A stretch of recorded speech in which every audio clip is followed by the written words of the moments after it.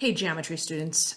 This is kind of just going to be an extra unit on quadratics, as we talked about in class. And for anyone else who's watching this, this is just kind of a review of quadratics and perhaps a review. Perhaps you've never actually learned this. I know that there was, everyone's kind of in a different spot, but this will at least give you a good overview of kind of the main points of quadratics.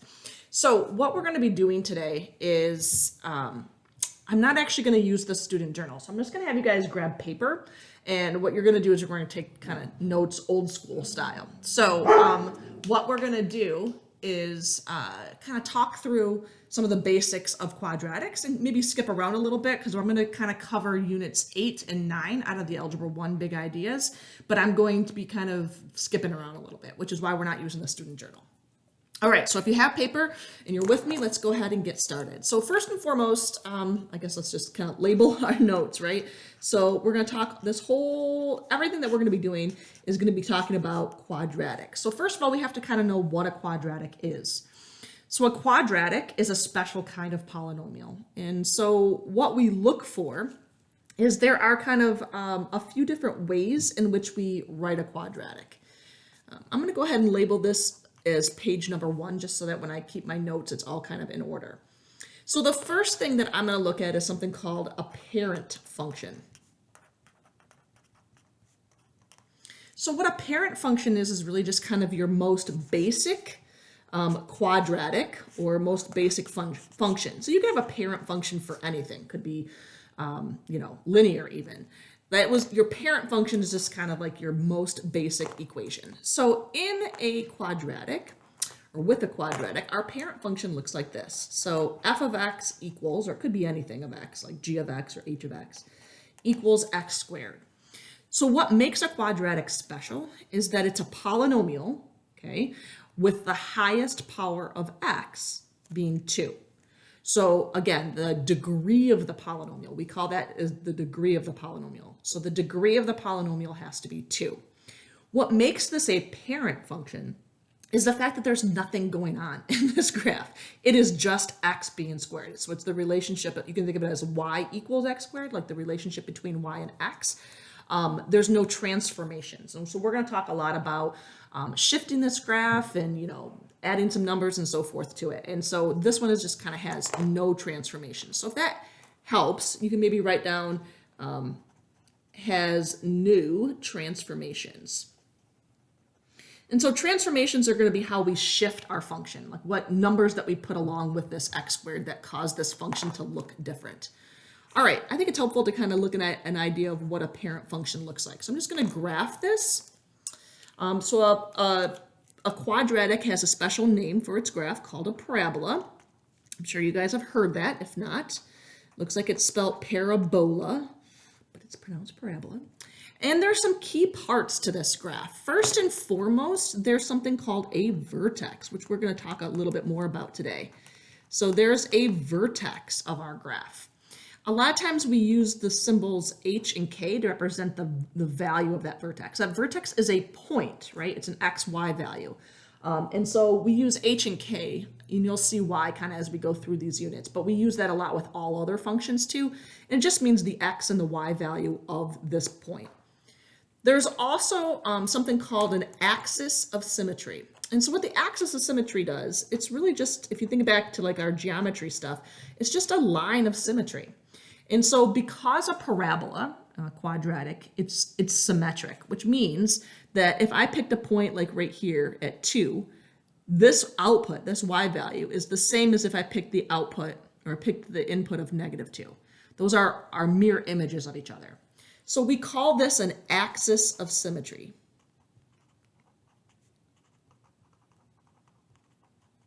I always abbreviate it as like AOS. So when you see kind of like my notes and stuff, that's kind of what I always abbreviate it as.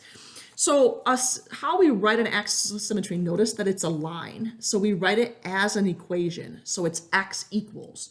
It's a vertical line, which is why we use x equals as opposed to say y equals, which would be a horizontal line. And it's always going to go through wherever the vertex is. So like, for example, in this particular case, our axis of symmetry is passing right through the vertex. So our equation would be x equals h. And so what's important here that I want us to know, and we'll talk a lot more about this, is the axis of symmetry is always x equals the x value of your vertex. So when we start shifting this vertex around, the axis of symmetry kind of shifts with it, right? That makes sense. If we pick this parabola up and move it over here, the axis of symmetry will be moved as well. And so kind of the easy way to think of it is the axis of symmetry is always x equals, because it's a line, and then the x value of your vertex. All right, so what we're going to actually focus on today, there are actually three different kinds of, in addition to the parent function, which is just kind of a special type of function, there are three formats for a quadratic equation. There's something called standard form. So standard form looks like this. So standard form is in the format of, and I'm just going to use f of x here, but ax squared plus bx plus c. So you might have seen this before. This is kind of the more formal or more traditional way a quadratic looks. So again, notice the highest power of x, or the degree, is 2. And what you're going to notice here is there's these coefficients, and we're going to label them as a, b, and c. A is always the coefficient of the x squared, or the number in front of x squared. B is always the coefficient of x, and c is always our constant term, which again just means a number. So we're going to actually talk a lot more about standard form here in a bit, but I'm going to show you kind of the other formats that we're going to be kind of looking at throughout the course of this unit. The next, probably most common, and we do spend a lot of time on, something called vertex form. This is where that h and k are going to come into play. So f of x equals, they still have the a in there, so that's like that a value, but it goes x minus h squared plus k. So the h and k, we call this vertex form because the vertex is inside. Like where here, there's no h and k. You have to do a little bit more work to figure out the vertex, whereas here, the vertex is like kind of part of your equation. And so it's just another format of how you can kind of write a quadratic. And then the last format that we're going to focus on is something called factored form. So we're going to do a lot of factoring, especially when we get into the solving portion of this. And so a factored form just means that you've taken this standard form equation and you factored it. So it might look, traditionally it looks something like this. Don't ask me why they use P and Qs here. I think they're just trying to get at not using A's and B's and C's and so forth. So basically you factor this into two sets of parentheses. There could sometimes be a number out in front, which we again are going to call our A value. That's common between all forms. But again, the three formats, we can write a quadratic equation in any of these forms. And so what I'm going to look at is kind of getting you comfortable with looking at all three formats and how to find information about those graphs. So in particular, what we're going to be looking at is how do we find the vertex, because that was that main point, right? How do we find the vertex? That's going to be one of the main things. How do we find that axis of symmetry? And you might have noticed that with this parabola, this axis of symmetry and this vertex right here, also called a minimum point. So I'm going to talk a little bit more about how to find the minimum, which is actually fairly easy once the vertex. But then there are some other pieces that we want to know, like an x-intercepts and y-intercepts. And so what we're going to do is we're going to kind of look at each format of the equation, and I'm going to outline how to find like all of those different pieces so that we can make a good looking graph without having to rely on our calculators, is my goal. All right, so we're going to shift gears. We're going to kind of, so this is kind of our overview. What we're going to do for this video in particular is just focus on standard form. So I'm going to turn my paper over, and I'm just going to kind of look at standard form. So standard form is probably one of the more popular the ways that you're going to see a quadratic. And so there's a few things that we're going to look at when we look at this format. First and foremost, there's that A value. So I want to kind of talk to you a little bit. So I'm just going to we're going to go ahead and write down our standard form equation. Not all standard form equations have to have all three pieces. So what I mean by that is we could just have like an x squared and a c. In other words, like the b value might be 0. If b was 0, then obviously this middle term here would be 0. So we're going to kind of look at that format. So we're going to look at quadratics. So I'm going to give you kind of some examples here. So I'm going to do g of x equals 5x squared. We're going to take a look at that one. If you have a graphing calculator, we're going to need it for this unit. If you don't have a graphing calculator, you can use Desmos, but I really strongly recommend that you buy a TI-84 preferably. This is the one I have, TI-84 Plus. It's a chargeable calculator, which means you don't have to always rely on batteries. I love it. It has you'll use that calculator throughout high school and throughout college, to be completely honest with you. So I know it's a little bit expensive up front, but it's a good investment. All right, so I'm going to give you 4 different kinds of functions. So these are all in standard form, although they don't necessarily look like it, right? So in all of these formats, okay, I don't have a b, x, and I don't have a c. So in other words, what we're getting at here is we just have this first term, but it's still standard form. It just means that our b and our c are 0, okay? So what I want us to get at is what we're changing in all of these formats is we're changing what we're plugging in for A. So notice that I plugged in a 5 in one of them, a -4. When there is no number out in front, remember, this always, you have to assume that there's a 1 there because you can always multiply something by 1. And then here we're multiplying by a half. So what we're going to kind of look at right here is what does this A value, we call this our A value, and this is going to be a popular one because A value is in like all the formats. What does that A value do to our equation? So what I'd like you to do is grab your calculator, or if you have another screen and you can use Desmos, or you can just watch me. What we're going to do is we're going to kind of look at what this A value does compared to our parent function. So remember our parent function. So I'm going to go to y equals, another fun fact about this particular calculator is you can plot different colors, which I like. So I type in x and then squared button is over here. Let me move this down. So here's the squared button right here. So we're going to hit squared. So this is going to be our parent function. I'm going to hit zoom 6. What zoom 6 does is brings your calculator to kind of a standard screen. What that means is it's 10 in every direction. So sometimes when in doubt, hit zoom 6 and that sometimes fixes your calculator in terms of if you don't see a good picture. All right, so this is our parent function. This is the y equals x squared, or g of x, or f of x equals x squared. What we want to do now is compare what happens when I do, let's do the first one, 5x squared. So again, for the squared button, you're just hitting this right here. You don't have to use the caret key or anything. You can just hit the x squared button. And the x is right here at the top as well, in case you're curious. All right, so anyway, if I hit graph, let's see what happens. Aha. So by adding that 5, it made my parabola, we'll say, skinnier. Okay, so this made this parabola skinnier. Okay, well, let's see what happens if I change that now to a negative. Don't forget when you're doing a negative, you have to do this sign down here. Don't ever use the minus sign. You want to use the negative sign. So anyway, we're going to change this to a -4. Let's see what happens here. Oops, x squared. And, okay, start over. -4x squared. And let's hit graph and let's see what happens.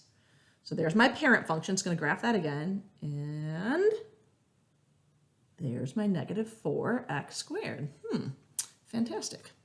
So a couple things happened. This one now is kind of going the other direction, right? This one's pointing up, this one's pointing down. Parabolas can do that. So you can have a parabola that we call opens up or what opens down. And what that basically means is that our vertex, this minimum on the parent function, now becomes a maximum on the red function, or the second one. Let's take a look at, let's change this from -4 to -1. So there's our parent function, the -1. So that's actually a mirror image. So the other one was skinnier, so that 4 did do something to our graph, right? This one is actually just a complete reflection or a mirror image of it, the other one. And then the last one is y equals 1/5. So I'm going to do 1 divided by 5. 1 divided by 5x squared. And let's take a look at this one. So that's going to graph the parent function again, and then the 1/5 x squared. Wow, look at that one. That one's a lot wider than the original. So what I wanted to get us to kind of understand here is what this A value does to our graph. So if you remember, when we had the 5, our graph became skinnier, right? It was kind of like the narrower, skinnier, whatever word you want to describe. When we had the -4, it was flipped, we'll say, but also skinnier than the original parent function. When we did the -1, actually the size didn't change, right? So it was like a complete mirror image, but it was still flipped. And then the 1/5 was the one that did the difference. That was this one right here, where it made it wider. So what I want us to get at is this A value does affect our graph in a pretty substantial way. And so there are two main ways that it affects our graph. Number one, we call this a vertical stretch or a vertical shrink. So I'm going to say vertical stretch or shrink. Let me give you an example. So a vertical stretch, okay, so let's look at this. I'm going to draw a couple little graphs here.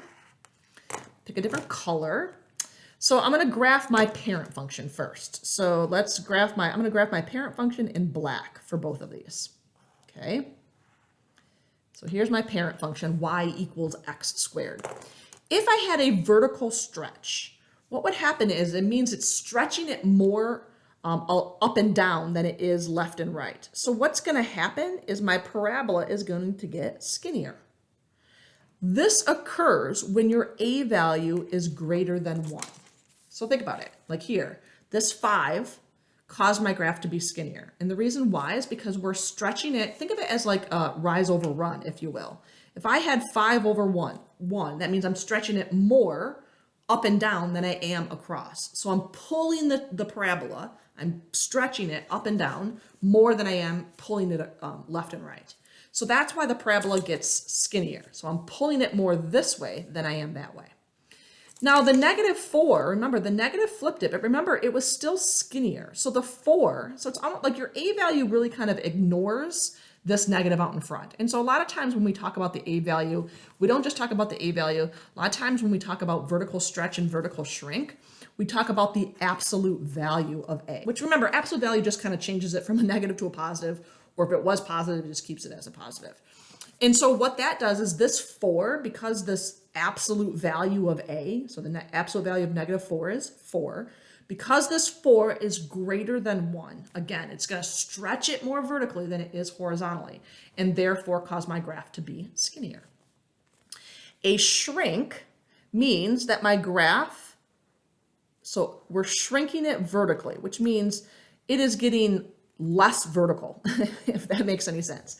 So again, think about your, so what this means is our A value, or absolute value of A, is less than 1, but greater than 0. So we're not talking about a negative value here, right? So the negative has something else to do with our graph. So again, think about this 1/5, what that did to my graph. And in particular, I have it still on my screen. It made it wider, okay? And so the reason why is because if you look at like kind of the ratio of rise over run, it pulls it, for every point that's compared to the parent function, it pulls it up 1, but it pulls it 5 like across or left and right. So it's going to take each of these points and pulls it up 1, but out 5. So what that's going to do is going to stretch out your graph vertically. And so it's not going to be as, we call that a vertical shrink because it's not as tall, right? It's not as tall. It's infinite, but the function is like spread out more. So we call this a vertical stretch anytime your A value is greater than 1, absolute value of A. And then your vertical shrink is anytime it's less than 1. Again, the caveat here is that it also has to be greater than 0. The other piece that I wanted you to get out of this was that whole reflection piece. So we call this a reflection over the x-axis. So remember when we did the negatives, right? So if I go, I'm just going to go back here. I'm just going to do negative x squared. So I'm not changing the vertical stretch or vertical shrink. That negative, the only thing that negative does to my graph is literally flips it over the x-axis. And so what that's going to do is we call that a reflection in the x-axis. And so how that happens is if A is greater than 0, okay, so when A is positive, right, here it opened up all of these two were negative, so it was flipped. This one was also positive, so it was not flipped. So when A is greater than 0, what we call that is we say that the graph opens up. And when A is less than 0, which means it's negative, right, we say that the graph opens down. So again, what this means is the parabola is pointing up or the parabola is pointing down, okay? Since we're here, I'm gonna go ahead and add one other extra piece. So because we have the vertex, right? Anytime the graph opens up, we're gonna have what we call a minimum. And anytime the graph opens down, we're gonna have a maximum value. And so we'll talk a little bit about that next, but it has to do with the shape of the graph and the fact that it's reflected or not reflected. Okay, what we're gonna chat about next is something called the C value. So we talked a lot about the A value. Now let's kind of go back to our original. So we talked about the A value. Now let's add in a C value. So let's look at C value. If it's in vertex form, which we're not really talking about vertex form, we'd call it a K value. And again, I'm not really sure why they keep changing it, but nonetheless, we're talking about the C value of our graph. So again, let me give you a few different types of functions that let's look at. So g of x equals x squared plus 5.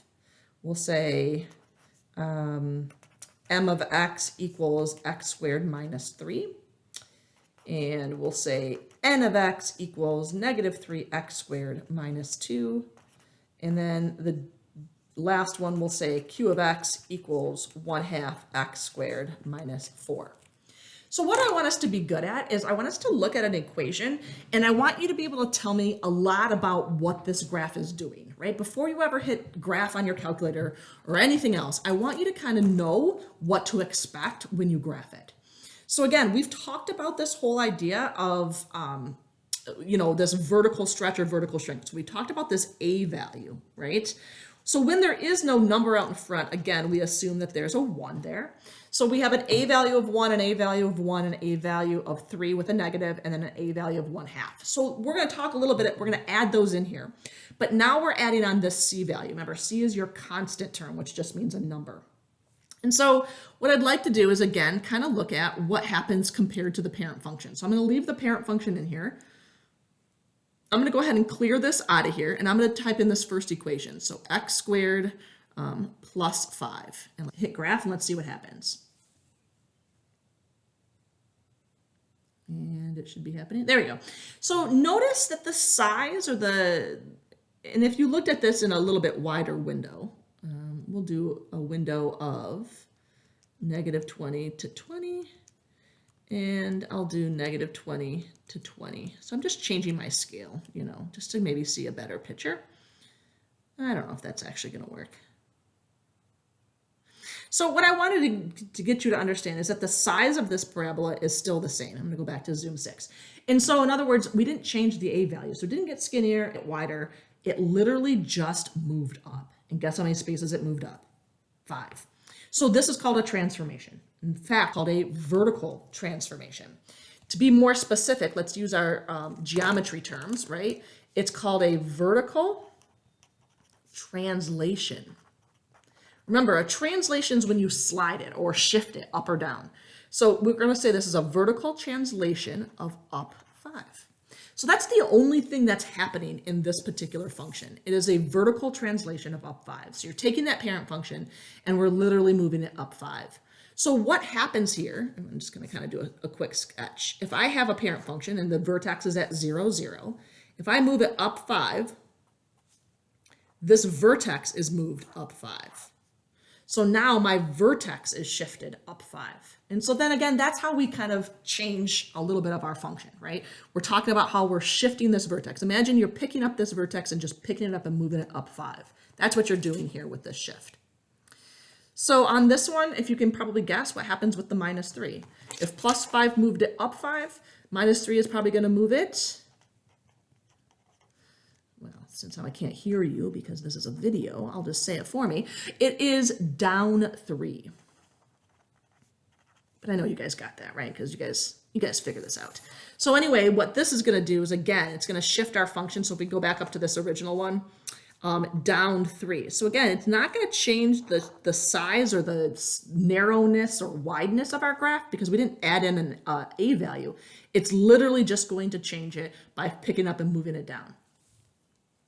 All right, now let's chat about these last two. So the last two have this negative. So if I were to ask you to list how is this graph, like how is the graph of negative 3x squared minus 2 gonna differ from our parent function? And so what I'm looking for is us to say something like there's a reflection over the x-axis. So that's the first thing I want you to say. So every one of these little pieces makes a difference. So this negative causes a reflection over the x-axis. That's going to cause that graph to be opening down. What does this 3 do? Well, remember that was their a value. When it's greater than 1, we call that a vertical stretch. And a lot of times we say by a factor of 3 or by 3. So you just like list it, right? So rather than just saying vertical stretch, we say vertical stretch how much? By 3. And then last but not least, we're going to add in here a vertical translation. And the minus 2, this is that C value, means we're going down 2. So again, what I'm asking you to do here is to kind of put in words what's happening to your graph. There's a reflection over the x-axis. It's going to be narrower. So with the vertical stretch by a factor of 3, it's going to be skinnier, that narrower graph. And it's also going to be shifted down 2. What this does is it gives you an idea of what this graph is going to look like well before you actually graph it. And then the Q of X, so this 1/2, what this 1/2 does is that's that vertical shrink this time. Because remember, the 1/2 is less than 1. And so it's going to be like you're taking all the points and you're pulling them up 1, but right or left 2, like you're stretching it horizontally 2. So it's a vertical shrink by a half. So again, we're going to label it. And then this minus 4 causes me to have a vertical translation. And it's down 4. So again, I'm putting it in words, what happens to our function. So kind of as a big picture, what I'm getting at here is that when C is greater than 0, okay, our graph shifts up. When C is less than 0, so we're subtracting some number, we are shifting our graph down. So that's really all that's happening in that sense. Okay, I think that's all for now for this video. I don't want to overwhelm you with information, but we're going to kind of continue with standard form function in our next video and just give you a little bit more practice. And what we're going to talk about there is like the vertex, and we're going to talk about solving and axis of symmetry and max and min, and then we're going to put it all together and just kind of look at some graphs or look at some functions and graph them without a calculator. It's going to be super fun. So anyway, what I'm going to have us do is just kind of digest this material a little bit. If there's some material that you can kind of practice, I have some stuff posted, and then we'll kind of check back in class, make sure you guys are good to go. All right, keep good notes, because obviously what we're going to be doing throughout the course of this unit is kind of adding to this and also referring back to it. Come to class with any questions, and that's it for now. Bye, guys.